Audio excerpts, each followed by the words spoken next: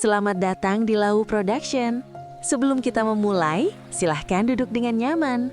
Lepaskan sejenak beban pikiranmu dan biarkan suasana tenang ini menyelimuti. Setiap cerita yang kami hadirkan bukan hanya rangkaian kata, tetapi sebuah perjalanan rasa tentang harapan, konflik, dan keindahan kecil yang sering terlewat. Jika takdir mempertemukan dua orang yang terluka, apakah itu kebetulan atau janji Tuhan yang tertunda? So-young, gadis yang kehilangan segalanya. Arjuna, pria yang memilih melindungi meski harus berdarah. Sebuah kisah cinta, keluarga, dan pengkhianatan yang akan mengubah segalanya. Sebelum kita lanjut, subscribe dan nyalakan lonceng notifikasi agar kamu tidak ketinggalan kelanjutan kisah ini. Karena satu episode bisa mengubah segalanya. Selamat mendengarkan, mari kita mulai perjalanannya.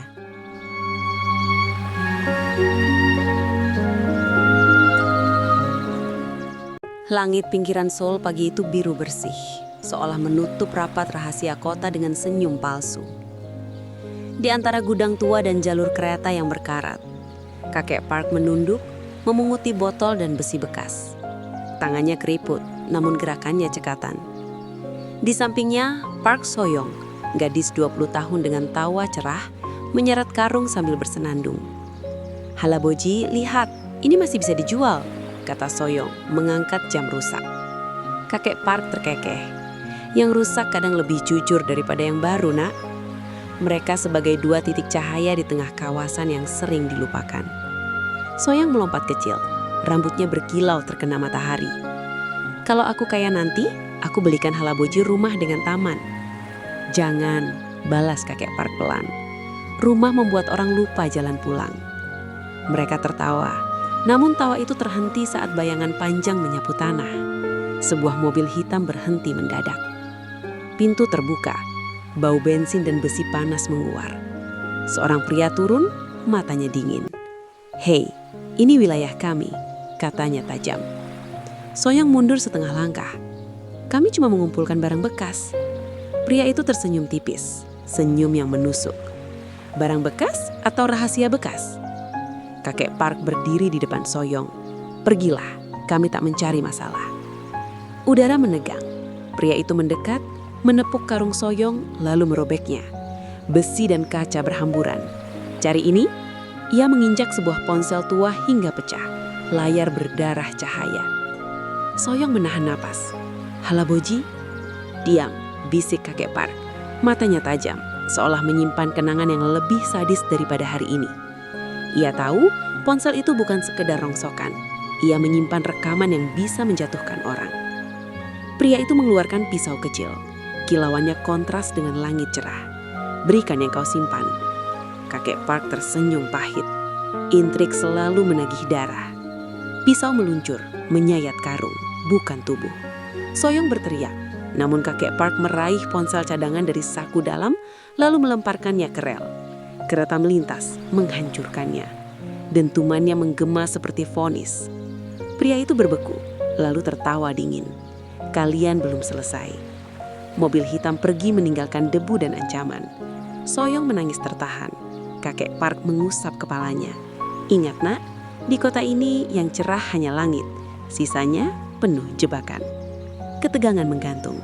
Di bawah langit yang tetap tersenyum, intrik baru saja lahir.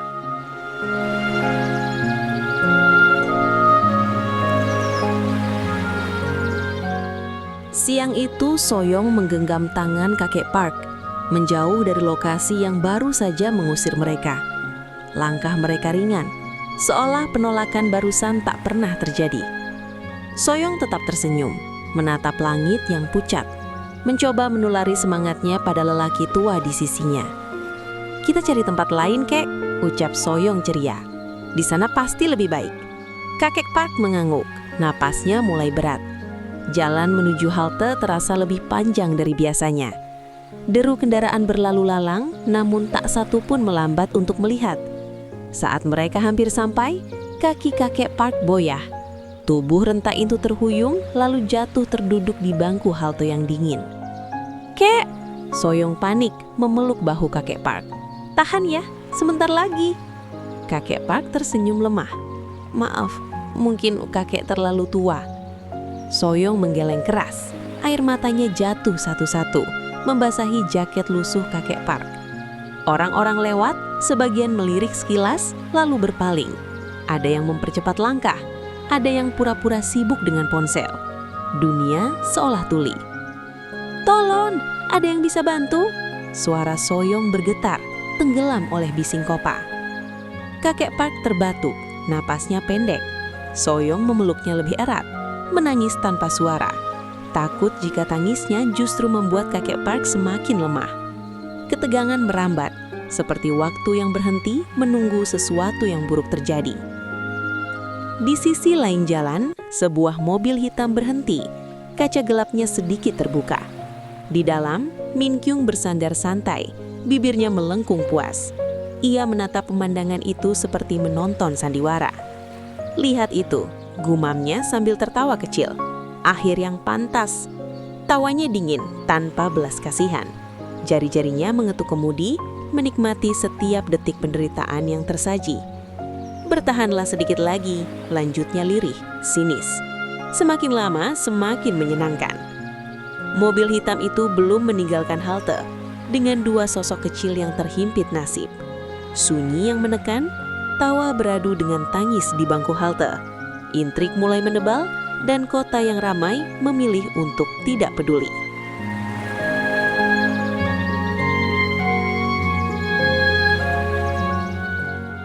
Dari sisi lain kota, sebuah bus berhenti dengan desis panjang. Seorang pemuda turun perlahan. Tubuhnya tegap, wajahnya tampan dan berwibawa. Sorot matanya tenang namun tajam. Ia Arjuna Nugraha, seorang TKI yang baru saja menuntaskan kerja malamnya. Wajahnya asing di kota itu, tapi langkahnya mantap. Saat hendak melangkah pergi, pandangannya tertahan.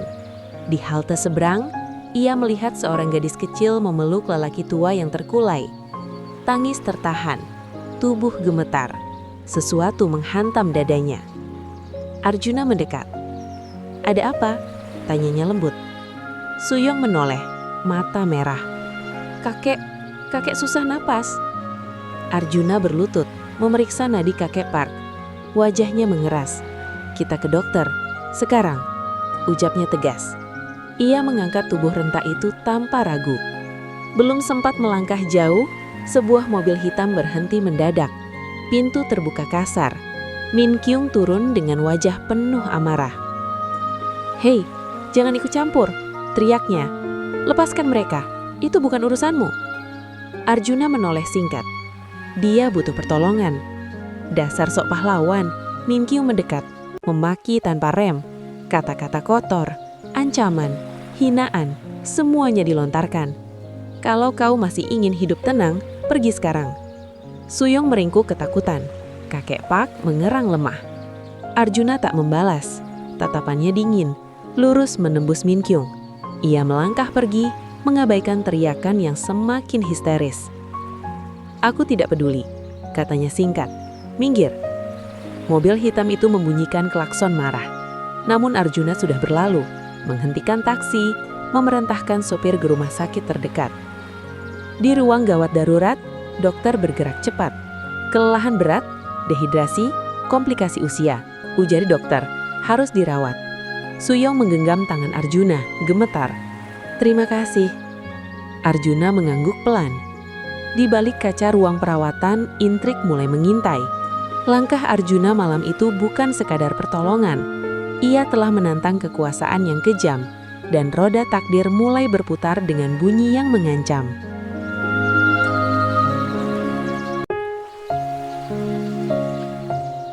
Malam merayap pelan di rumah sakit yang dingin. Lampu koridor memantul pucat di lantai. Bau antiseptik menggantung. Arjuna duduk di bangku besi, menatap ruang perawatan tempat kakek Park terbaring.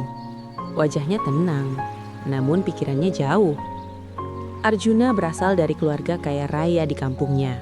Sawah luas, usaha mapan, nama keluarganya disegani. Namun ia memilih merantau, bukan demi uang, Ia datang ke Seoul untuk mencari pengalaman, merasakan kerasnya hidup, belajar arti bertahan di kota asing, menguji dirinya sendiri. Soyong duduk di sampingnya, memeluk lutut. "Opa, aku takut," katanya lirih. "Tak apa," jawab Arjuna lembut. "Aku di sini." Soyong mulai bercerita tentang hari-hari tidur di emperan toko, tentang hujan yang jadi selimut, tentang perut kosong yang dipaksa diam. "Aku dan kakek tidak punya rumah," ucapnya sambil menahan tangis. "Kalau diusir kami pindah, kalau lapar kami menunggu." Arjuna menunduk. Wajah Soyong mengingatkannya pada adiknya di kampung, Wulandari. Sama-sama kecil, sama-sama polos. Dada Arjuna menghangat sekaligus perih. "Kau kuat," katanya pelan. "Lebih kuat dari yang kau kira."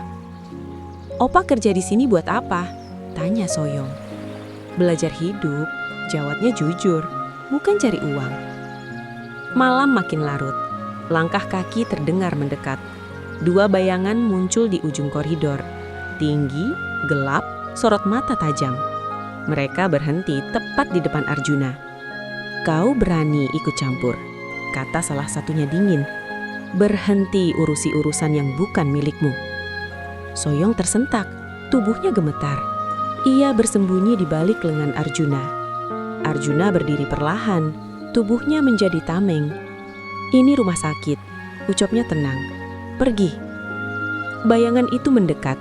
Nafas panas, intimidasi tanpa sentuhan. Ini peringatan. Arjuna menatap balik, tak gentar. Aku dengar. Hening menegang, detik terasa panjang. Lalu kedua bayangan itu mundur, menghilang ke lorong gelap. Soyong terisak. Arjuna menepuk pundaknya. "Tenang," katanya. Suara baja tersembunyi di balik kelembutan. Di malam itu, ia tahu pilihannya menolong bukan tanpa harga. Dan harga itu baru saja mulai ditagih.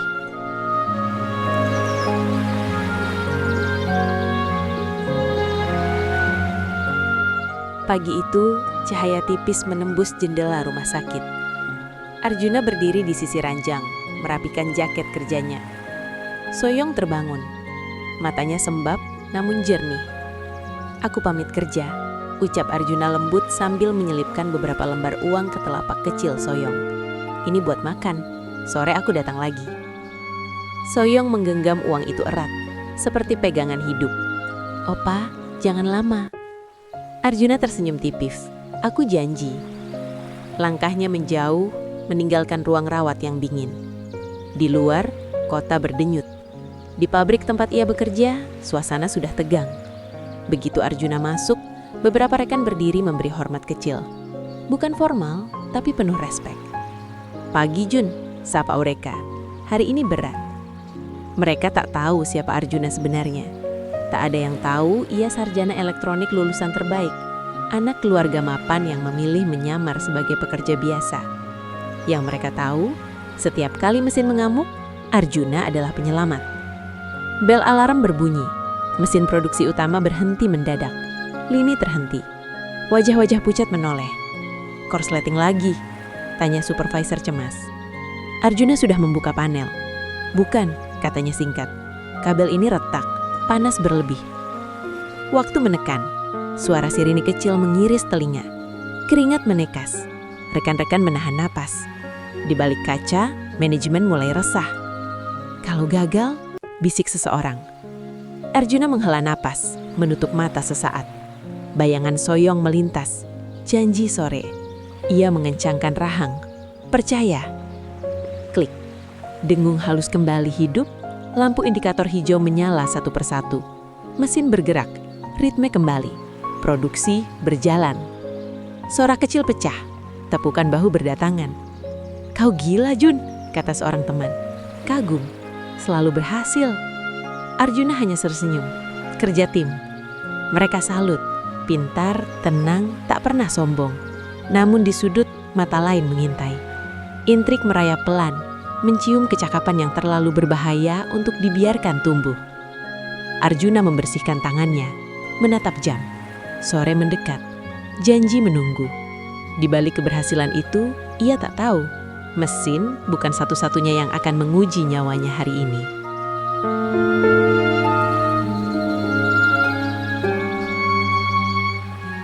Di lantai tertinggi gedung Nadeka, kaca-kaca tinggi memantulkan langit Seoul yang kelabu. Yoon-hee, sekretaris setia, melangkah cepat membawa map tebal. Pintu ruang CEO tertutup rapat, sunyi seperti kuburan. Nyonya Hasok, ucap Yoon-hee pelan saat masuk. Ini laporan produksi pagi ini. Hasok mengangkat wajahnya. Usianya 47 tahun. Kecantikannya dingin dan muram, seperti patung marmer. Di lehernya, kalung setengah lingkaran menggantung, tak pernah lepas, seperti luka lama yang dijaga. Ia membuka map, membaca cepat.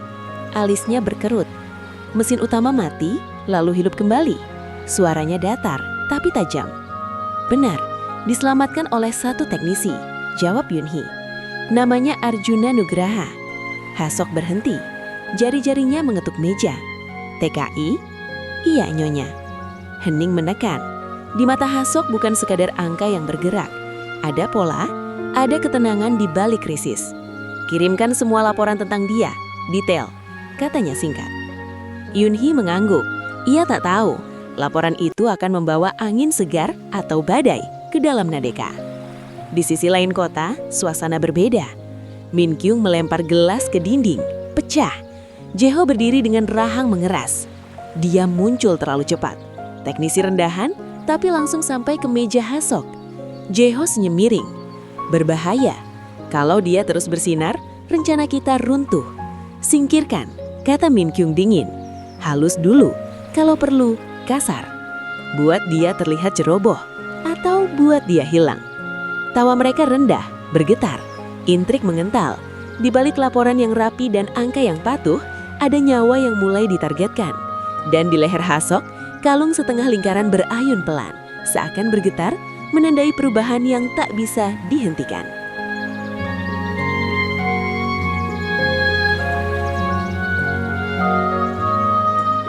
Mematung kota dengan gelap yang berat.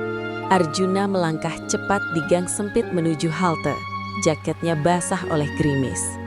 Lampu jalan berkedip, lalu mati. Dari balik bayangan, dua pria muncul menghadang. Berhenti sampai di sini. Salah satu menyeringai. Arjuna menghela nafas. Aku tidak ingin masalah. Tinju melayang lebih dulu. Suara daging beradu terdengar tumpul. Arjuna terhuyung, lalu membalas. Tendangan menghantam perut, tubuh terpental ke dinding. Pertarungan berlangsung brutal. Saling tonjok, saling tendang, nafas terengah bercampur darah. Arjuna terkena sabetan di pelipis, darah mengalir hangat. Namun, matanya tetap dingin. Dengan satu gerakan cepat, ia menjatuhkan lawan terakhir. Dua pria itu kabur tertatih, menghilang ke gelap. Arjuna berdiri gemetar, menyeka darah. Belum selesai, gumamnya. Ia berbalik menuju rumah sakit. Di bangsal, bau obat menusuk. Soyong menoleh, wajahnya pucat. Opa, Arjuna tersenyum tipis. Aku di sini. Namun di ranjang, nafas kakek Park terdengar berat, putus-putus. Monitor berbunyi pelan. Arjuna mendekat, menggenggam tangan renta itu. Mata kakek Park terbuka samar. Jun, bisiknya. Dengarkan. Kakek Park merogoh lehernya, mengeluarkan kalung setengah lingkaran. Tangannya gemetar saat menyerahkan. Ini akan menuntun Soyong ke asalnya. Arjuna terdiam. Aku jaga dia, kek. Kakek Park tersenyum lemah. Aku percaya. Tatapannya beralih ke Soyong. Jangan takut hidup. Soyong menangis, memeluk dada kakeknya. Jangan pergi. Nafas terakhir terhembus pelan. Monitor memanjang, sunyi membekakkan. Dunia seakan runtuh. Soyong terisak tanpa suara. Tubuhnya kecil memeluk kehilangan yang tak tergantikan. Arjuna memejamkan mata sesaat, lalu berdiri. Ia menahan badai di dadanya. Hari-hari berikutnya berlalu dalam kabut. Arjuna menyelesaikan semua administrasi, tanda tangan, izin, biaya, tanpa banyak bicara. Ia mengurus kremasi, memilih bunga paling sederhana. Di haula kecil, api menyala, abu menjadi kenangan. Soyong ngediri terpaku. Arjuna memayunginya, melindungi dari hujan yang turun seperti ikut berkabung. Di saku Arjuna, 2 kalung setengah lingkaran saling bersentuhan, dingin.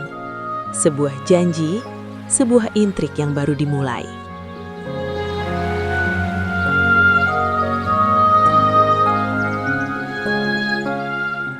Siang itu, halaman krematorium sederhana dipenuhi wajah-wajah lelah. Para gelandangan yang mengenal Soyong dan kakek Park berdatangan. Pakaian kusam, mata merah, namun langkas tulus. Meja panjang disiapkan, nasi hangat dan sup sederhana dibagikan. Bagi mereka, ini bukan sekadar makan, melainkan penghormatan terakhir. "Terima kasih, Nak," ujar seorang pria tua sambil menunduk pada Soyong. Soyong mengangguk. Senyumnya rapuh. Kakek pasti senang. Arjuna berdiri di sisi, tenang namun waspada. Hari ini ia izin kerja, memilih menutup dunia demi satu janji, mengantar kakek Park pulang dengan layak. Di kejauhan mobil hitam berhenti. Nyonya Haseong turun perlahan. Tatapannya menyapu suasana, sederhana, jujur. Sekretarisnya berbisik, "Semua agenda sudah saya batalkan." Haseong mengangguk, "Aku ingin melihat." Namun ketenangan retak ketika Min Kyung datang dengan langkah keras. Wajahnya merah, suaranya meninggi. "Ini memalukan, pemakaman gelandangan dibuat seperti pesta." Beberapa orang terdiam. Arjuna melangkah maju. "Hari ini bukan tentangmu." Min Kyung menyeringai, mendekat. "Jangan sok pahlawan TKI, menjauh dari urusan ini atau kau menyesal." Tangan Arjuna mengepal tapi ia menahan diri. "Pergi." Keributan menarik perhatian Haseong. Ia menoleh tajam ke Min Kyung. "Cukup, di tempat duka, jaga mulutmu." Min Kyung terkejut, lalu berbalik dengan dengusan marah. "Ini belum selesai," ancamnya sebelum pergi. Hening kembali menyelimuti. Asap kremasi naik perlahan menyatu dengan langit pucat. Soyong berdiri terpaku, bahunya bergetar. Haseong mendekat tanpa suara, lalu meletakkan selendang di pundak gadis itu. "Dingin," ucap Haseong lembut. Soyong menoleh. Tatapan mereka bertemu, hangat, dalam. Entah mengapa dada Haseong terasa sesak, namun menenangkan. Ia mengusap punggung Soyong pelan. "Kamu tidak sendirian." Air mata Soyong tumpah. Ia bersandar, menemukan pelukan yang terasa seperti pulang. Arjuna melihat dari kejauhan, mata tegangnya melunak. Di tengah duka dan intrik yang membara, benih kehangatan tumbuh diam-diam, menantang bayang-bayang ancaman yang kian dekat.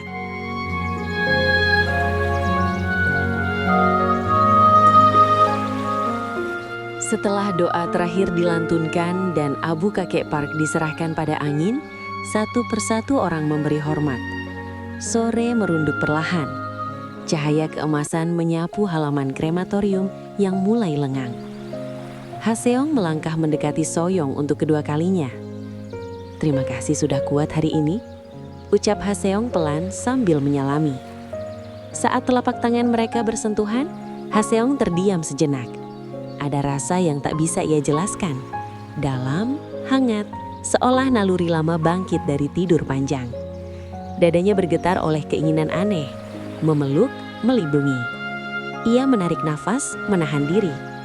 Soyong menatapnya dengan mata basah, namun ada cahaya kecil di sana. Haseong menoleh ke Arjuna. "Apa kamu Arjuna?" "Iya," jawab Arjuna sopan, sedikit terkejut. "Besok siang kita bicara," katanya singkat. Arjuna mengangguk, masih belum tahu siapa perempuan berwibawa itu. Hanya merasakan aura tegas bercampur lembut yang jarang ia temui. Sore pun usai. Orang-orang beranjak pulang. Angin dingin merayap.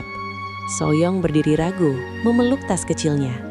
Matanya menatap kosong. Tak ada tujuan, tak ada tempat. "Opa," suaranya bergetar. "Aku harus kemana?" Arjuna memperhatikan kegelisahan itu, seperti melihat bayangan dirinya sendiri di masa lalu. Ia mendekat.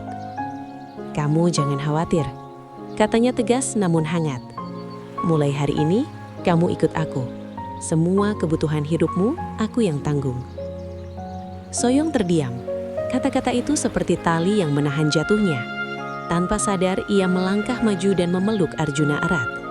Tangisnya pecah. Bahunya bergetar hebat. Arjuna kaku sesaat, lalu membalas pelukan itu, melindungi. Dari kejauhan, Haseong menyaksikan. Perasaan hangat tadi kembali menguat, bercampur keyakinan yang tak ia mengerti. Takdir, gumamnya lirih.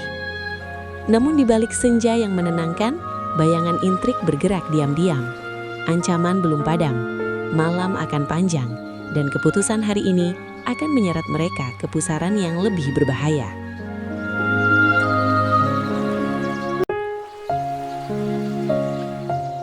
Malam turun dengan cepat ketika Arjuna dan Soyong memasuki gang menuju apartemen. Langkah mereka terhenti. Min Kyong berdiri menghadang bersama dua pria bertubuh besar. Senyum tipisnya penuh racun. "Berani sekali kau bawa dia pergi," kata Min Kyong dingin. "Ini peringatan terakhir. Jangan campur urusan yang bukan milikmu." Arjuna maju setengah langkah. Matanya tajam. "Ancamanmu tidak berarti."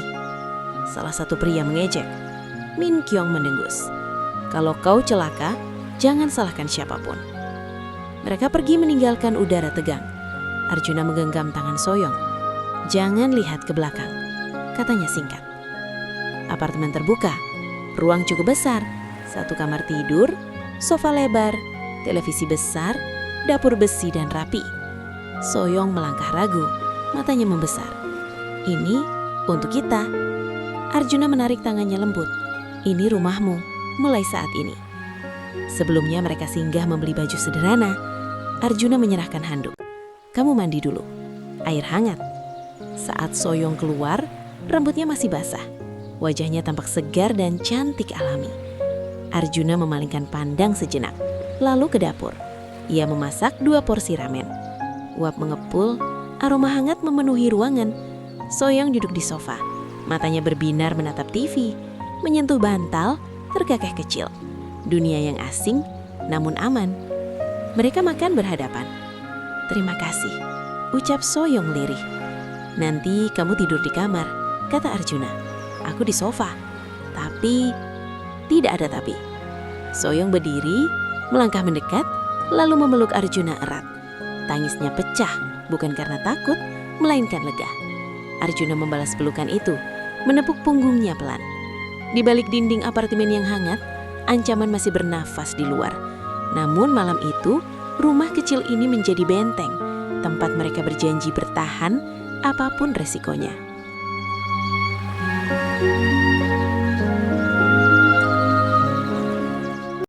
Di seberang kota, rumah besar nan mewah itu terbungkus sunyi. Haseong berdiri di dekat jendela, memandangi taman yang gelap. Telapak tangannya masih mengingat hangat genggaman siang tadi. Dada Haseong bergetar, kenangan lama merayap. 17 tahun lalu, ia kehilangan satu-satunya putri. Usianya terasa seumuran dengan gadis itu. Angannya melayang, berandai-andai, mencari setitik harapan yang lama hilang. "Apakah ini hanya perasaanku?" bisiknya lirih. Pagi menjelang. Arjuna melangkah masuk ke kantor pusat. Sekretaris menyambut cepat. "Tuan Arjuna, Nyonya Haseong sudah menunggu." Di ruang besar yang dingin dan mewah, Haseong berdiri. Arjuna memberi hormat. "Terima kasih sudah datang." "Mari duduk," ucap Haseong lembut. "Kamu dari mana asalmu?" "Dari Indonesia," jawab Arjuna. "Saya lulusan teknik elektro, bekerja di sini untuk pengalaman, bukan semata uang." Haseong yang natapnya lama. "Keputusan yang berani." "Saya ingin belajar kehidupan." Arjuna menunduk sopan. Percakapan mengalir ringan tentang kerja, disiplin, dan tanggung jawab. Namun di balik ketenangan itu, Haseong menyimpan rasa ingin tahu yang kian dalam. Di ruangan lain, amarah meledak. Min Kyong membanting meja. Dia makin dekat. Haijo menggeram. Kita diremehkan. Kalau dia tidak disingkirkan, Min Kyong menyeringai dingin. Semua akan berantakan. Emosi mereka memanas. rencana gelap dirajut semakin rapat. Sementara itu, di ruang mewah, keputusan-keputusan kecil sedang disemai, yang kelak mengubah nasib banyak orang. Intrik menunggu, dan takdir bergerak diam-diam.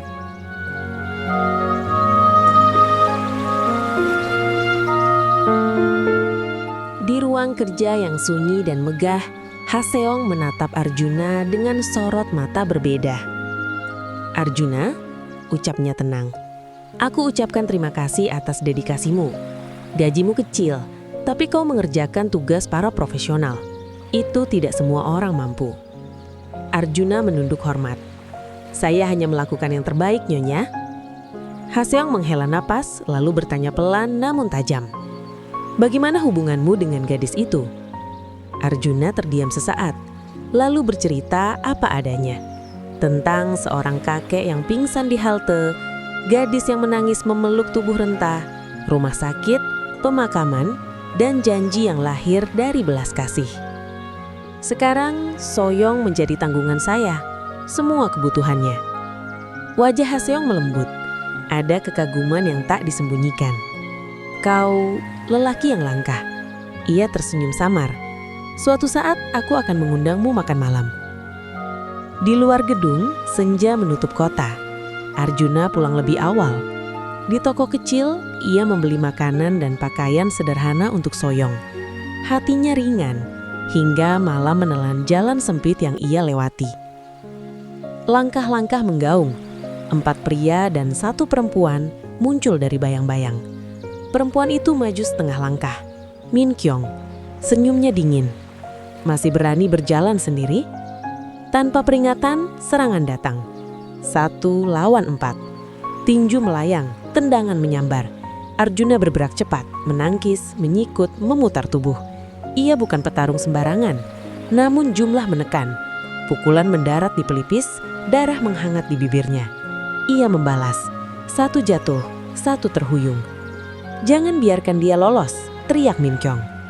Arjuna memanfaatkan celah, menghantam lutut lawan, menendang dada, lalu menerobos kepungan. Nafasnya berat, tubuhnya perih. Kejaran berlangsung di lorong-lorong gelap. Lampu jalan berkedip, bayangan berkejaran. Dengan sisa tenaga, Arjuna melompat pagar rendah, berbelok tajam, menghilang di keramaian. Langkah pengejar terhenti, umpatan menggema. Di balik gelap, Arjuna berhenti, terengah. Luka terasa, tapi tekadnya utuh. Malam itu, ia selamat. Namun ia tahu, perang baru saja mulai.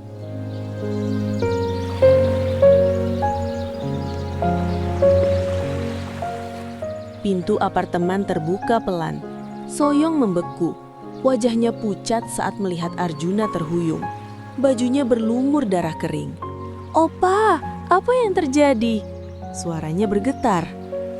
Arjuna memaksakan senyum. "Tidak apa-apa." Namun lututnya melemah. Soyong sigap memapah, mendudukannya di sofa. Tangan kecil itu gemetar saat membuka perban darurat, membersihkan luka dengan air hangat. Arjuna meringis, lalu menahan napas. "Sakit?" "Sedikit," jawabnya pelan. Soyong mengganti bajunya, mengoles obat, lalu ke dapur menyiapkan makan. Ia menyuapi Arjuna perlahan. Tatapannya cemas, penuh tekad. Malah makin larut. Arjuna akhirnya terlelap di kamar. Soyong duduk di sisi ranjang, menjaga, tak beranjak. Di sana, di antara luka dan sunyi, tumbuh kepercayaan yang diam-diam mengikat. Di tempat lain, Min Kyong menghantam meja. "Gagal lagi," desisnya. Wajahnya gelap. "Tambah orang, kita serang saat undangan makan malam. Aku mau dia tak berkutik." Perintah itu dingin, tanpa ragu. Keesokan harinya, kantor gempar kecil. Arjuna tak masuk. Tumben Arjuna sakit, bisik rekan-rekannya. Biasanya dia paling kuat. Kekosongan itu menyisakan tanya, namun mesin tetap berjalan. Malam turun kembali. Luka Arjuna membaik. Ia bangkit, mengeluarkan kotak kecil dari laci. "Ini semalam belum sempat kuberikan." Soyong membuka. Sebuah ponsel, matanya berbinar. "Untuk aku." Arjuna mengangguk. supaya aku bisa tahu kau baik-baik saja. Soyong memeluknya erat, tawa pecah ringan. Arjuna mengajari dasar-dasar, jari mereka bersentuhan di layar. Mereka berbaring, kepala Soyong di paha Arjuna. Kancing atas baju Arjuna terbuka, napasnya tenang. "Begini?" tanya Soyong manja. "Iya, pelan," jawab Arjuna sambil tertawa. Hangat mengalir, menutup bekas sakit. Namun di balik kebahagiaan kecil itu, bayang rencana mengintai. Malam terasa damai, terlalu damai, seolah menahan napas sebelum badai berikutnya datang.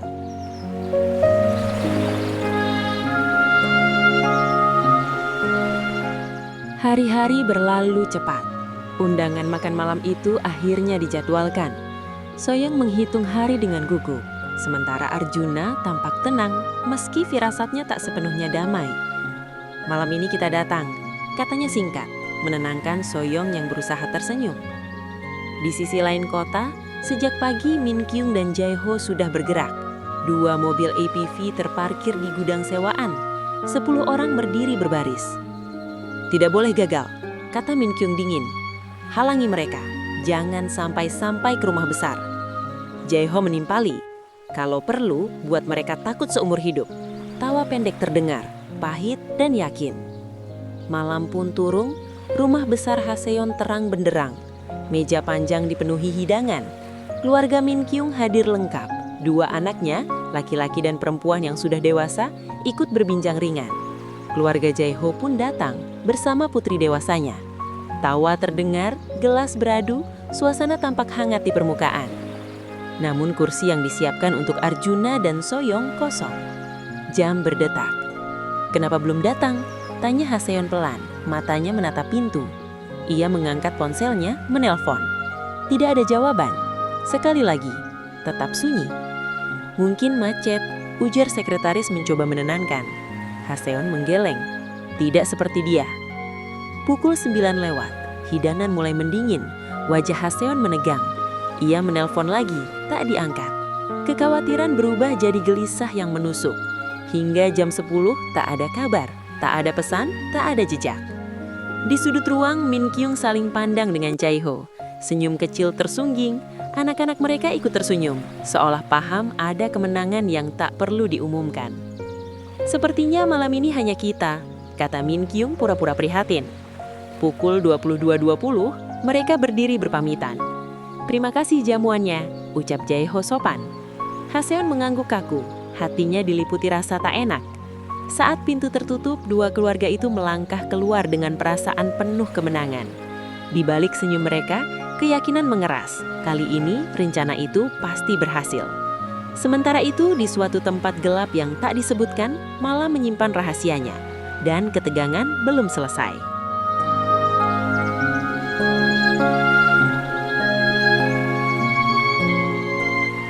Di sisi lain kota, malam itu Arjuna dan Soyong dijemput sebuah mobil hitam mewah. Pintu tertutup rapat, mesin mendengung halus, dan perjalanan pun dimulai. Gerimis turun perlahan, membasahi kaca, membuat lampu jalan memantul seperti bayangan patah. Beberapa menit melaju, Jibin, sopir berusia 30-an, mendadak menegang. "Mas, ada 2 mobil menghadang," katanya cepat. "Tenang ya, akan aku kecoh mereka." "Lakukan," jawab Arjuna singkat. Mobil dipacu. Kejar-kejaran meledak di jalan yang mulai sepi. Soyong memucat, tubuhnya gemetar hebat. "Arjuna, mereka mendekat. Aku takut, aku takut," jeritnya histeris. Air mata jatuh tanpa henti. Tangannya mencengkeram lengan Arjuna. "Pegang aku, jangan lepas," ucap Arjuna tegas. Matanya tajam menembus hujan. Ban berdecit. Lampu sorot menyapu kaca belakang. Di dekat perkampungan padat yang sunyi karena hujan, benturan keras menghantam sisi mobil mereka. Tubuh terguncang, mesin mati. "Keluar, sekarang!" Arjuna menarik Soyong turun. Mereka berlari ke ganggang sempit. Dari belakang, 3 orang menyerbu. Pukulan mendarat. Arjuna membalas brutal. Tonjok, sikut, tendang, menghantam tanpa ragu. "Lari, jangan menoleh!" teriaknya. Belum jauh, 3 bayangan lain menghadang. Pertarungan kembali pecah. Nafas Arjuna memburu, darah hangat merembes dari pelipis. Ia menarik tangan Soyong, menyelip ke gang kecil, mengendap. Hujan menelan suara. Sunyi sekejap. Di kiri, 3 bayangan muncul. Di kanan, gelap. Baru beberapa langkah, 4 orang mendekat sekaligus. Arjuna berdiri di depan Soyong, melindungi. Pukulan bertubi-tubi menghujam. Ia terhuyung, namun membalas dengan amarah terpendam. Menjatuhkan satu, menyikut rahang lain, menendang lutut. Luka bertambah, tapi celah terbuka. Dengan sisa tenaga, Arjuna menyeret Soyong menerobos gang demi gang. Nafas mereka tersengal hingga akhirnya mencapai jalan raya. Lampu kendaraan melintas. Arjuna mengangkat tangan. Sebuah taksi berhenti. Pintu terbuka. "Ke rumah Nyonya Haseon," katanya terengah, menyodorkan kartu nama. "Sekarang." Mobil melaju menjauh dari gelap. Di kursi belakang, Soyong terisak memeluk Arjuna yang berdarah. Malam itu, hujan menutup jejak.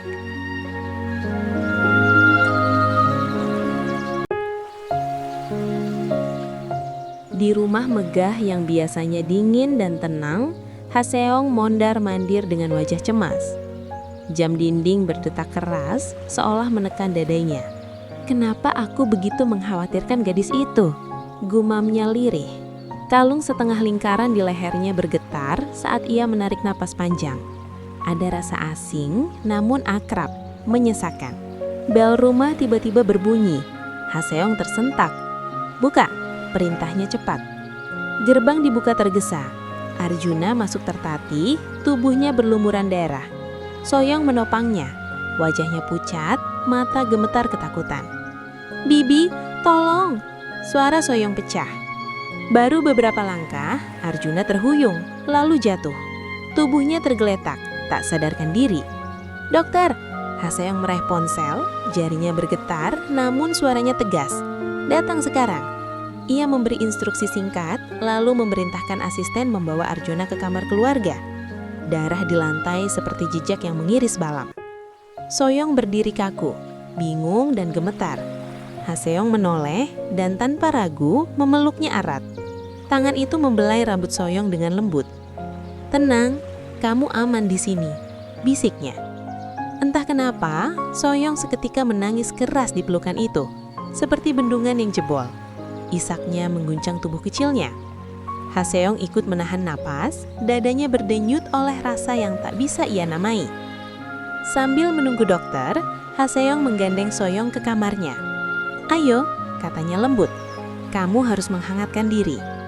Air hangat mengalir, uap memenuhi ruangan. Haseong menyiapkan pakaian bersih. "Ganti baju, aku di luar." Di kamar keluarga, Haseong menatap Arjuna yang terbaring. Luka-luka di tubuhnya dirawat sementara. Siapa yang berani melakukan ini?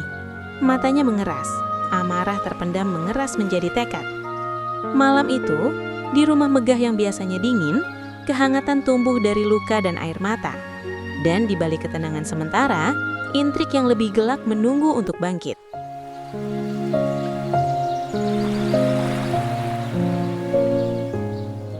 Dokter akhirnya tiba. Mantel putihnya basah oleh hujan. Ia memeriksa Arjuna dengan teliti, menyentuh denyut nadi, membuka perban, mengamati napas yang naik turun pelan. Lukanya banyak, tapi tidak fatal. Ucapnya tenang. Dia kuat. Haseong mengangguk, namun rahangnya mengeras. Di balik ketenangan itu, amarahnya tumbuh diam-diam.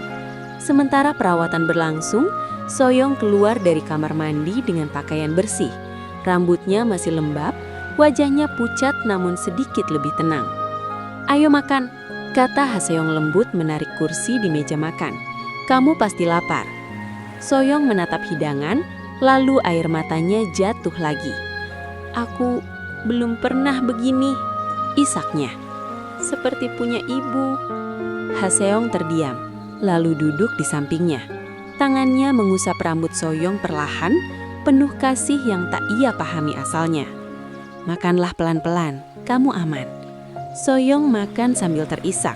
Haseong menunggu, sesekali mengusap punggungnya, hatinya bergetar oleh perasaan yang asing namun hangat. Keluar dari kamar, Haseong mendekati dokter. "Bagaimana hasilnya, Dok?" "Memar di beberapa bagian, Luka robek sudah dibersihkan. Gegaringan, jelas dokter. Ia akan sadar mungkin dalam beberapa jam. Istirahat total. Haseong mengangguk. Terima kasih, jaga kerahasiaannya. Selesai makan, Soyong melangkah ke kamar Arjuna. Tubuh itu terbaring dengan perban di lengan dan sisi kepala. Lebam menghiasi wajahnya. Tangisnya pecah lagi. Ia menggenggam tangan Arjuna erat-erat. "Bangun, aku di sini," bisiknya gemetar. Haseong masuk perlahan, mengelus rambut Soyong yang masih sedikit basah. Dokter bilang dia akan segera siuman. Soyong mengangguk, lalu tertidur di tepi ranjang, memeluk lengan Arjuna seakan takut kehilangan. Haseong menatap pemandangan itu lama, dada terasa sesak. Ia lalu kembali ke kamarnya. Di depan cermin, kalung setengah lingkaran berkilat redup. Apa yang harus kulakukan besok? Gumamnya. Di benaknya, potongan kejadian tersusun. Mobil hitam, luka-luka, ketakutan Soyong. Malam itu, Haseong memutuskan satu hal. Kasus ini harus diurai sampai ke akar-akarnya. Intrik telah menyentuh rumahnya, dan ia tak akan membiarkannya berlalu tanpa balasan.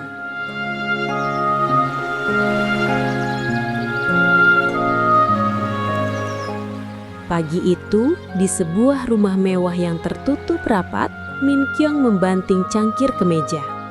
Wajahnya tegang, matanya menyala oleh amarah yang tak tersalurkan. "Gagal lagi," desisnya. "Seharusnya mereka tak lolos." Jae-ho berjalan mundar-mandir, rahangnya mengeras. "Arjuna itu lebih keras dari dugaan. Kalau begitu, kita naikkan level." Min Kyung tersenyum tipis, dingin. Bukan gadis itu, targetnya Haseong. Buat terlihat seperti kecelakaan. Hening sesaat. Lalu Jae-ho mengangguk pelan. "Remblong atau tabrakan biasa, kota ini penuh peluang." Mereka tertawa pendek, tawa yang getir dan berbahaya. Di sisi lain kota, Haseong tiba di kantor dengan wajah pucat dan mata kurang tidur. Begitu duduk, ia langsung memanggil sekretarisnya. "Cari detektif," perintahnya singkat. "Yang terbaik, cepat." Sekretaris mengangguk dan keluar. Haseong berdiri, mondar-mandir di depan jendela besar. Bayangan mobil hitam, darah di lantai, wajah Soyong yang ketakutan, semuanya berputar di kepalanya. Siapa di balik semua ini? Gumamnya. Kalung setengah lingkaran bergetar di dadanya. Tak lama, sekretaris kembali dengan berkas. Ada satu nyonya, detektif Kang, rekam jejak bersih, tajam, tak bisa dibeli. "Panggil," kata Haseong tanpa ragu. "Suruh selidiki penyerangan semalam di dekat perkampungan padat, identifikasi pelaku dan penyandang dana. Biayanya tak masalah, berapapun." Sementara itu, di ruangan lain yang tak jauh dari sana, Jae-ho bertemu seorang pria berwajah licin. Peta kota terbentang di meja. "Rute pagi Haseong," kata Jae-ho menunjuk garis merah. "Jam, tikungan, titik buta." Pria itu tersenyum. Akan tampak seperti nasib. Min Kyung masuk, menutup pintu pelan. Pastikan bersih, tak ada jejak. Mata mereka bertemu, kesepakatan tanpa kata. Di pagi yang tampak biasa itu, dua rencana bergerak berlawanan arah. Satu mencari kebenaran, satu lagi menyiapkan kehancuran. Dan kota Seoul, tanpa suara, menahan nafas.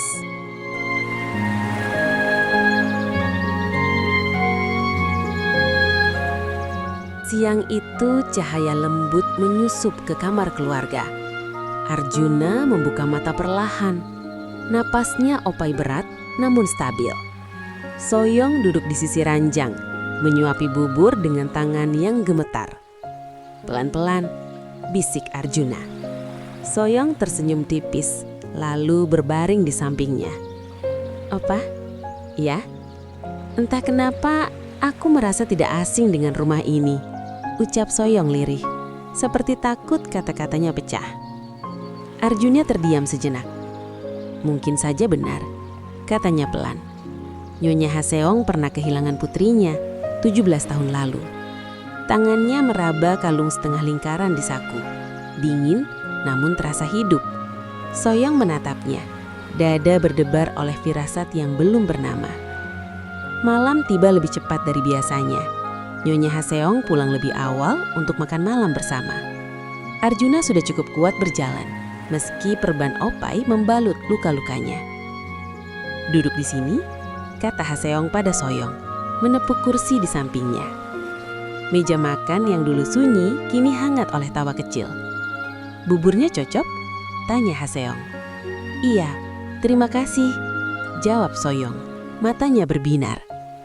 Arjuna mengamati dari seberang meja, melihat bagaimana Haseong menyendokkan sup, menata piring, mengusap tangan Soyong saat gadis itu hampir menumpahkan minum. Ada kasih yang tumbuh tanpa dipaksa. Kehangatan itu mengisi rumah yang lama kehilangan gairah. Dinding-dinding yang dingin seolah menghangat. Arjuna tersenyum, penuh arti. Semoga mereka benar ibu dan anak. Doanya dalam hati, jika takdir mengizinkan. Selesai makan, Haseong berdiri. "Soyong," katanya lembut, "malam ini kamu tidur di kamarku ya?" Soyong menoleh pada Arjuna, ragu sekejap. Arjuna mengangguk. "Pergilah, aku baik-baik saja." Soyong menggenggam tangan Haseong, lalu mengikuti langkahnya. Di ambang pintu, ia menoleh. Mata mereka bertemu, penuh janji yang belum terucap. Di kamar yang kini kembali sunyi, Arjuna menyentuh perbannya dan menarik napas panjang. Di luar, intrik Opai bergerak, rencana gelap Opai disusun. Namun di dalam rumah itu, harapan mulai menemukan bentuknya. Rapuh tapi nyata. Haseong menghubungi seseorang melalui ponsel. "Temukan gerak-gerik ibuku selama bertahun-tahun. Pusat kebugaran, perkampungan padat. Identifikasi pelaku dan penyandang dana." "Biayanya? Tak masalah," potong Haseong. "Berapapun." Sementara itu, di ruangan lain yang tak jauh dari sana, Jayaho bertemu seorang pria berwajah licin. Peta kota terbentang di meja. "Rute pagi Haseong," kata Jayaho, menunjuk garis merah. "Jam, tikungan, titik buta." Pria itu tersenyum. Akan tampak seperti nasib. Min Kyong masuk, menutup pintu pelan. Pastikan bersih, tak ada jejak. Mata mereka bertemu, kesepakatan tanpa kata. Di pagi yang tampak biasa itu, dua rencana bergerak berlawanan arah. Satu mencari kebenaran, satu lagi menyiapkan kehancuran. Dan kota Seoul, tanpa suara, menahan nafas.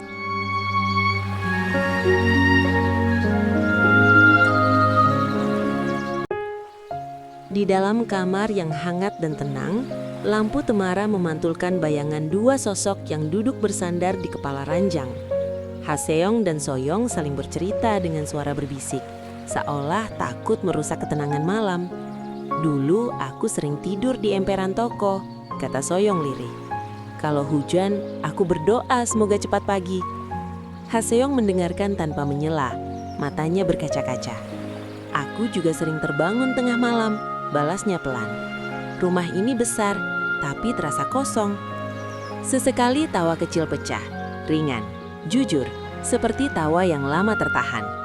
Haseong memandangi wajah Soyong lekat-lekat, menyusuri setiap garis seolah ingin menghafalnya. Tangannya meraih Soyong, memeluk erat, mengecup kening dan pipinya berkali-kali dengan kasih yang murni. "Kamu aman di sini," bisiknya. Soyong membalas pelukan itu, menyandarkan kepala di dada Haseong. "Aku merasa pulang," jawabnya. Suaranya bergetar bahagia. Malam itu, kebahagiaan Haseong seolah kembali dari tempat yang jauh. Kehilangan bertahun-tahun yang membatu di dadanya perlahan mencair.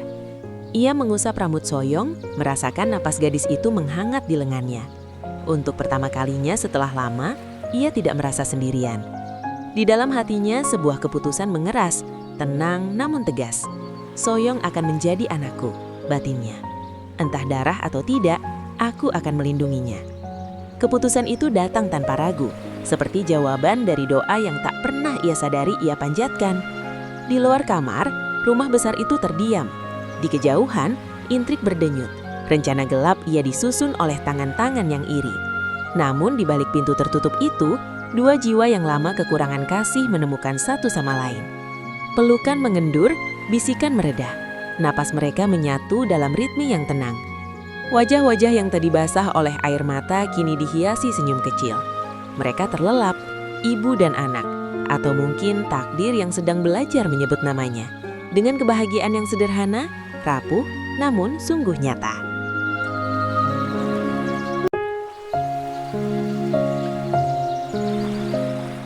Beberapa hari berlalu.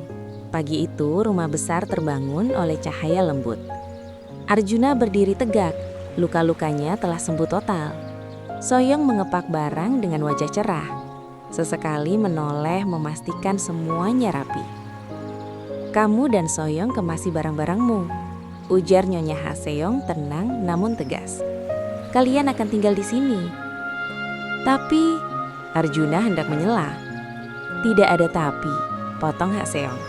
"Kalian akan lebih aman di sini." Suaranya melembut. "Aku tak sanggup berpisah dengan Soyong, dan aku tak ingin memisahkan kalian berdua." Arjuna menatap Soyong lalu mengangguk. Keputusan itu terasa berat sekaligus benar. Hari itu, mereka resmi menjadi penghuni rumah besar. Soyong adalah yang paling bahagia. Ia memiliki Arjuna yang ia sayangi dan cintai, dan kini memiliki sosok yang mengisi ruang ibu yang lama kosong.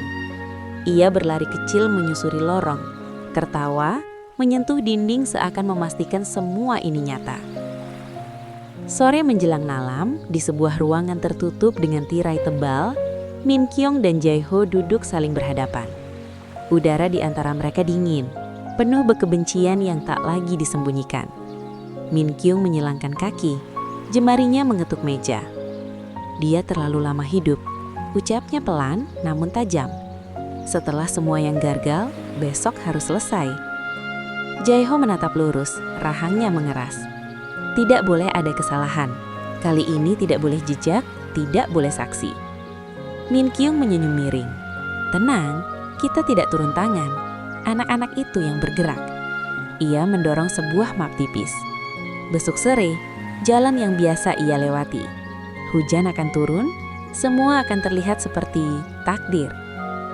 Jae-ho menarik napas panjang. "Mobil besar itu?" "Iya," jawab Min Kyung tanpa ragu. Sekali benturan, cukup untuk menghapusnya dari papan permainan. "Dan setelah itu?" tanya Jae-ho. Suaranya sedikit bergetar, antara takut dan tamak. Min Kyung mencondongkan tubuh, berbisik. "Setelah itu, semuanya kembali pada kita. Perusahaan, kekuasaan, tidak ada lagi bayangan masa lalu." Di sudut ruangan, salah satu anak buah mengangguk pelan. Tidak ada tanya, tidak ada sanggah. Kesepakatan telah lahir, dingin, sunyi, dan mematikan. Malam itu Soyong dan Haseong tidur bersama. Kepala Soyong di pangkuan, minta diceritakan kisah lama. Haseong meladeni dengan senang hati. Mengusap rambut, tersenyum, membiarkan kehangatan itu tumbuh. "Kamu nyaman?" tanya Haseong. "Iya, aku merasa lengkap." Di balik ketenangan itu, bahaya mengintai. Rumah besar kini penuh tawa, namun bayang-bayang intrik mendekat tanpa suara. Takdir telah memilih rumah ini, dan besok ia akan diuji.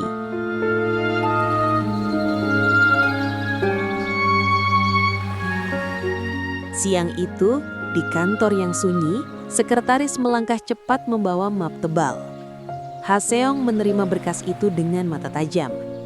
"Laporan investigasi sementara, Nyonya," ucap sekretaris pelan. Haseong membaca cepat. Nama, rute, kendaraan, saksi bayangan. Rahangnya mengeras. "Jadi mereka," gumamnya. Ia menutup map perlahan. "Kita sudah dekat." Sekretaris menunggu perintah. "Teruskan," kata Haseong dingin. "Tinggal tunggu bukti yang kuat, jangan ada celah." Di sisi lain kota, Min Kyung dan Jae-ho bertemu di ruangan remang. Hujan tipis membasahi jendela. "Jam berapa?" tanya Min Kyung. Suaranya rata. "Sore ini," jawab Jae-ho. Hujan menutup jejak, truk sudah siap. Min Kyung mengangguk, senyum tipis mengambang. "Pastikan terlihat kecelakaan." "Tenang," balas Jae-ho. "Tak akan ada saksi." Sore merambat, langit menggelap lebih cepat. Haseong pulang agak larut. Mobilnya melaju menembus hujan yang kian deras. Wiper bergerak cepat. Lampu jalan memantul di aspal basah. Di kursi belakang, map investigasi tergeletak. Sunyi, menunggu. Di persimpangan yang lengang, bayangan besar muncul. Klakson meraung, terlambat. Brak! Truk menghantam sisi mobil. Benturan mengguncang keras. Kaca berderai, suara logam beradu menelan hujan. Mobil berputar dan berhenti miring. Dunia Haseong gelap seketika. Sirine memecah senyap. Ambulans datang menerobos hujan. Petugas membuka pintu yang ringsek. "Nadi ada!" teriak seseorang. Haseong diangkat ke tandu. Wajahnya pucat, nafas berat. Darah mengalir tipis di pelipis. "Bawa ke IGD, sekarang."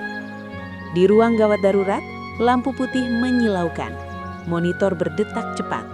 Dokter bergerak sigap. "Tekanan turun, siapkan ICU," perintahnya. Di luar, hujan terus turun, menutup kota dengan tirai abu-abu.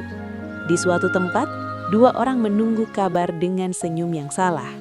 Di tempat lain, sebuah rumah besar belum tahu bahwa fondasinya baru saja diguncang. Intrik telah mencapai puncaknya, dan malam ini takdir menuntut harga.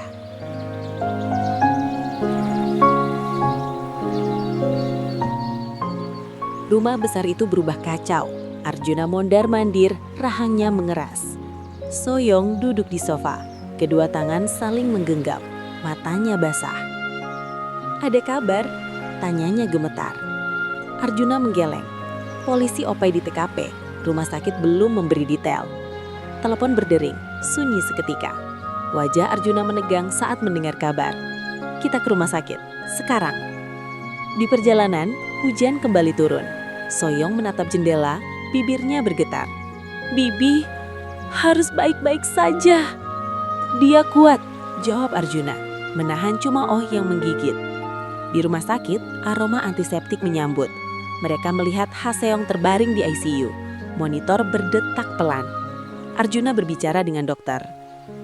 "Bagaimana kondisinya, Dok?" "Beruntung," jawab dokter. "Hanya luka luar, tidak ada cedera dalam berbahaya. Mobilnya dirancang tahan benturan berat. Itu menyelamatkan nyawanya." Arjuna menghela napas lega. Soyong menutup mulut, air matanya jatuh. Lega yang berubah jadi tangis syukur. Di seberang kota, Min Kyung menuang minuman, Jae-ho tersenyum puas. "Berhasil," ucap Min Kyung dingin. "Tak ada kabar buruk," sahut Jae-ho. Mereka bersulang, kemenangan yang terlalu cepat dirayakan. Malam menua, Arjuna dan Soyong duduk di koridor ICU, menunggu. Lampu putih memantul di lantai mengkilap. Soyong menyandarkan kepala di bahu Arjuna. "Aku takut," bisiknya. "Aku di sini," jawab Arjuna pelan. "Kita jaga bersama." Beberapa meter dari mereka, bayangan bergerak. Seorang pria berdiri terlalu lama, pura-pura membaca ponsel. Tatapannya sesekali mengarah ke ICU. Arjuna menangkap keganjilan itu. Mata waspada, tubuh menegang. "Soyong, tetap di sini," bisiknya. Bayangan itu berbalik cepat, menghilang di tikungan koridor. Arjuna menatap arah itu lama. Mereka belum selesai, batinnya. Di balik pintu ICU, Haseong bernapas pelan. Selamat untuk malam ini, namun di lorong yang dingin, ancaman masih mengintai, dan intrik belum menemukan akhirnya.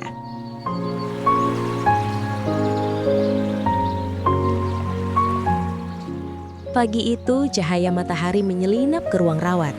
Haseong membuka mata perlahan. Soyong yang duduk di sisi ranjang langsung bangkit dan memeluknya erat. "Bibi!" Tangisnya pecah. Haseong mengusap punggung Soyong dengan tangan lemah. "Aku di sini," bisiknya. "Jangan menangis." Arjuna berdiri di dekat jendela. Napasnya akhirnya terasa lega. Untuk sesaat, dunia seperti memberi jeda. Di seberang kota, jeda itu berubah menjadi bara. Min Kyung membanting ponsel ke sofa. "Dia opai hidup!" Suaranya meninggi, penuh amarah. Jae-ho menatap tajam. "Kalau begitu, lenyapkan malam ini. Jangan ditunda." Beberapa pria mengangguk serempak. "Siap." Sore menjelang. Arjuna merasakan firasat buruk yang menekan dada. Ia mendekat ke ranjang. "Soyong, malam ini kamu pulang," katanya tegas. Soyong menatap Haseo beragu. Haseo mengangguk pelan. Soyong lalu memeluknya erat. "Hati-hati," bisiknya. Sopir menunggu di luar. Arjuna membetulkan selimut Haseong, menyibakkan rambut yang menutupi wajahnya. "Malam ini akan panjang," ucapnya lirih. Haseong menggenggam tangan Arjuna, menariknya mendekat, lalu mengecup punggung tangannya. "Terima kasih, Jun," bisiknya. Arjuna hanya tersenyum. Malam merambat pelan. Koridor rumah sakit sunyi. Dua bayangan berpakaian dokter menyelinap ke ruang rawat. Arjuna yang berjaga merasakan ada yang salah. "Siapa kalian?" tanyanya. Tak ada jawaban. Pukulan keras mendarat di rahangnya. Arjuna terhuyung, lalu bangkit. Pertarungan brutal pecah di ruang rawat. Satu melayangkan tendangan, Arjuna menahan dan membalas. Yang lain menyerang dari samping. Kursi terguling, tirai tersibak. "Berhenti!" teriak Haseong ketakutan. Arjuna bertahan, 1 lawan 2. Tinju beradu, napas terengah. Sebuah pukulan telak menjatuhkan satu penyerang. Yang lain terpukul mundur, lalu melarikan diri sambil terhuyung, lenyap di koridor. Arjuna berdiri terengah-engah, luka baru di wajahnya. Ia menoleh ke Haseong. "Tidak apa-apa," katanya pelan. Haseong mengangguk, matanya berkaca-kaca. Takut, namun juga yakin. Malam itu bahaya menyingkap wajah aslinya. Dan bagi Arjuna, satu hal menjadi jelas. Ini belum berakhir.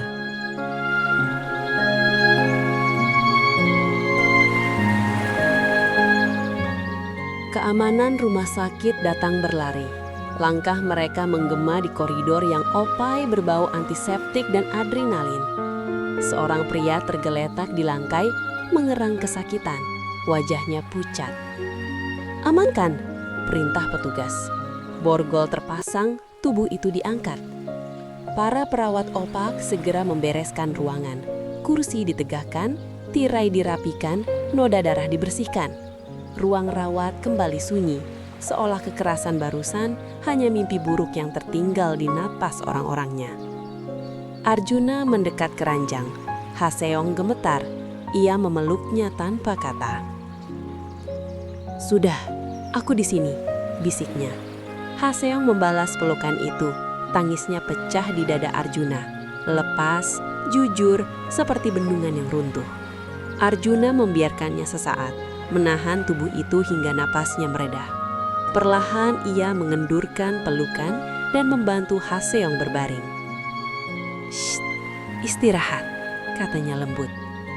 Saat menyelimutinya, kancing baju Haseong bagian atas sedikit terbuka. Arjuna terhenti. Matanya menangkap kilau benda yang tergantung di leher, kalung setengah lingkaran. Tanpa sadar, tangannya meraih lembut. Lalu ia teringat sesuatu. Dengan gerak hati-hati, Arjuna mengeluarkan satu kalung lagi dari saku celananya. Kalung yang ia simpan, milik Soyong. Ia menyandingkan keduanya.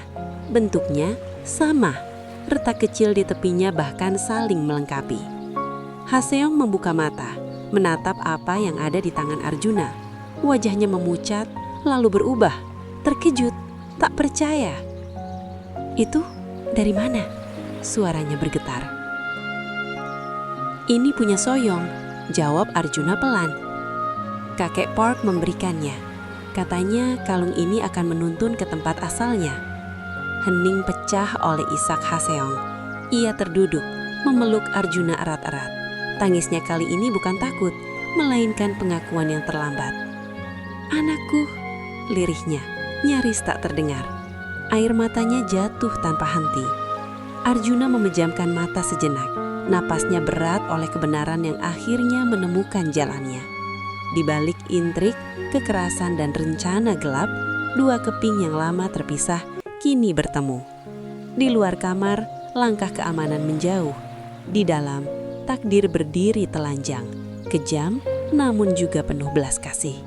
Malam ini, rahasia terbesar rumah besar itu akhirnya terungkap.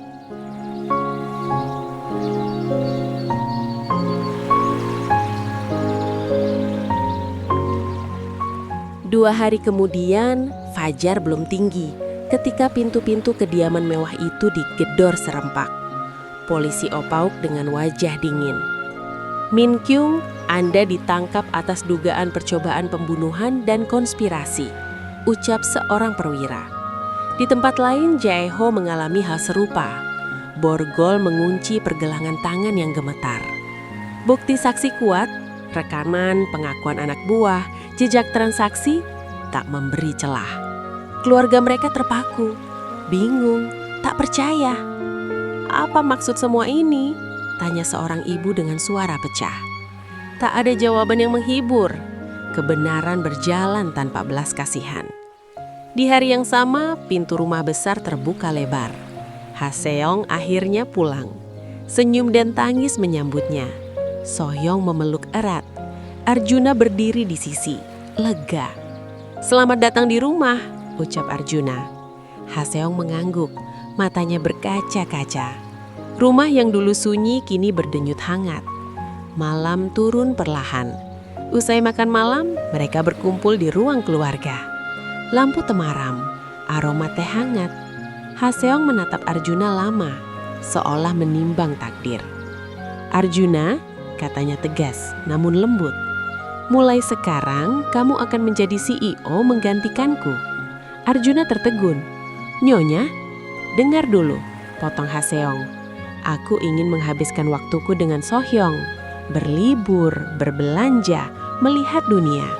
Yang tertunda 17 tahun akan kutebus." So-hyung menunduk, jemarinya saling bertaut. Arjuna menarik napas. "Tapi Nyonya, jangan bantah." Ha-seong tersenyum tipis. "Kamu akan menjadi pewaris, dan kamu akan menikah dengan So-hyung." So-hyung tersipu, pipinya memerah. Arjuna menoleh, matanya bertanya. "Kita rapatkan minggu depan. Direksi harus tahu, tidak ada lagi bayang-bayang." Hening sejenak. Lalu Arjuna mengangguk, menerima beban dan kehormatan itu. Di sudut ruangan, So-hyung tersenyum kecil. Tak lagi takut, tak lagi sendiri. Di luar malah menutup kota.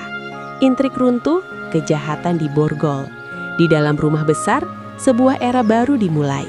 Rapuh namun penuh harapan, dengan janji yang akan diuji oleh waktu.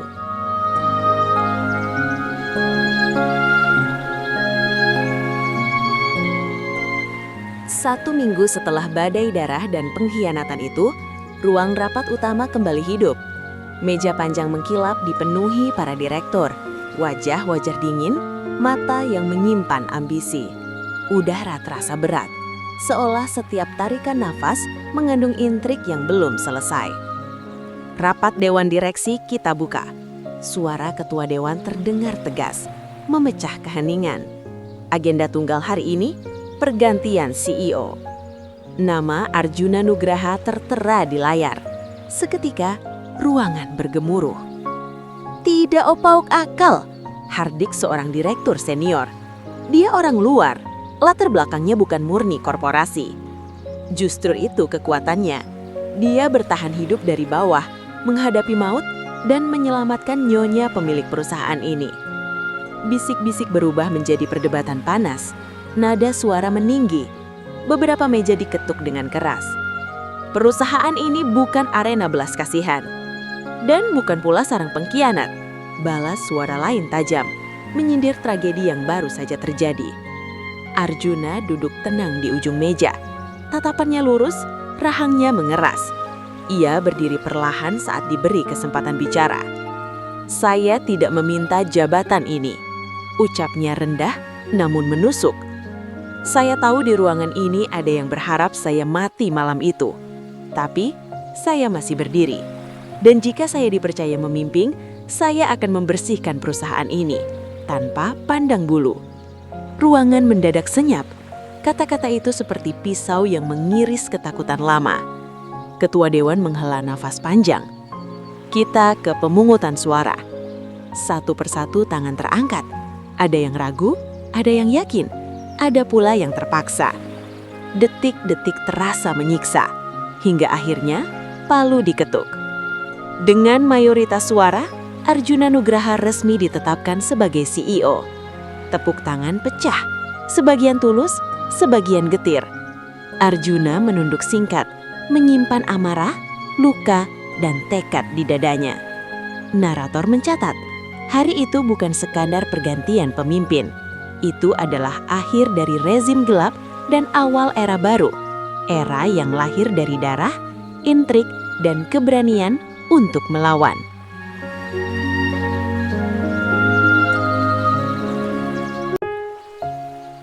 Pagi itu langit Seoul opai kelabu ketika Haseong dan Soyong melangkah ke dalam pesawat. Mesin menderu pelan, membawa mereka menjauh dari luka, darah, dan bayang-bayang kematian. Narator melihat wajah Haseong yang lebih ringan dari biasanya, seolah beban bertahun-tahun ikut tertinggal di landasan. "Ini pertama kalinya aku bepergian tanpa rasa takut," ucap Haseong pelan. Soyong tersenyum, menggenggam tangannya. "Karena sekarang ibu tidak sendirian." Bali menyambut mereka dengan udara hangat dan aroma laut. 10 hari terasa seperti mimpi yang dititipkan Tuhan. Pagi dihabiskan di pantai, pasir putih melekat di kaki, ombak berkejaran memecah sunyi. Haseong duduk memandangi laut, matanya berkaca-kaca. "Indah sekali. Seperti hidup yang baru," bisiknya. Soyong menyandarkan kepala di bahunya. "Hidup ibu memang baru sekarang." Siang hari mereka menyusuri pasar dan rumah makan. Nasi goreng, sate lilit, ayam betutu, setiap suapan menghadirkan kehangatan yang tak dibuat-buat. "Orang-orang di sini ramah sekali," kata Haseong heran. "Karena mereka tersenyum tanpa tahu siapa kita," jawab Soyong. "Dan itu rasanya jujur." Malam-malam Bali dipenuhi tawa pelan dan percakapan panjang. Di tepi pantai, di bawah langit bertabur bintang, Haseong memeluk Soyong erat. "Andai waktu bisa berhenti di sini." "Soyong akan selalu di sini, Bu, dimanapun." Namun di balik kebahagiaan itu, naluri Haseong tetap waspada. Sesekali ia menoleh, memastikan tak ada bayang gelap mengikuti. Trauma belum sepenuhnya hilang, tapi kini ia punya alasan untuk melawan rasa takut itu. 10 hari berlalu terlalu cepat. Pesawat kembali membawa mereka ke Seoul. Rumah besar menyambut dengan cahaya lampu yang hangat. Arjuna berdiri di ambang pintu, tersenyum lega. "Kalian terlihat berbeda," katanya. "Lebih hidup," jawab Haseong mantap. Malam itu mereka berkumpul di ruang keluarga. Tawa, obrolan, dan keheningan yang nyaman menyatu. Kebahagiaan rumah besar akhirnya dimulai. Bukan tanpa luka masa lalu, tapi dengan keberanian untuk melangkah ke depan. Bersama.